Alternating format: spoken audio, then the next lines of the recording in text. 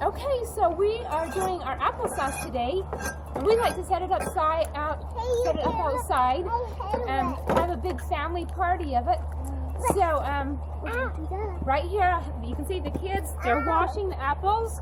It's a lot of fun for them. Then we bring them over here where we cut them up, show them how the sizes. We cut them into about 5 or 6 pieces, however many. Fill up the pots with apples.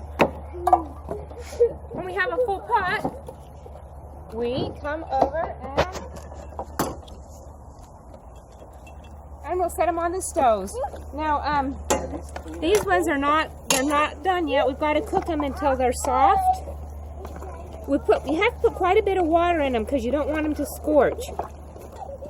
And you'll probably need to dump some of that water off before we put them through the strainer. So those ones aren't done yet. Got to let them cook some more. Same with these.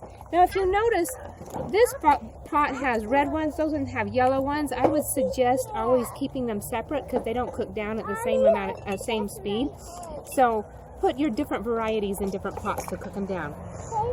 Now once they're cooked down, we're going to need to dump some of that water off or it's going to be too runny. But we bring them over here. This is called the Victoria strainer. And you put them in here. They crank the handle. The applesauce comes out this side, and all the seeds, the skin, the stems, everything else comes out this side. So you don't have to cut them out, and it's actually pretty easy.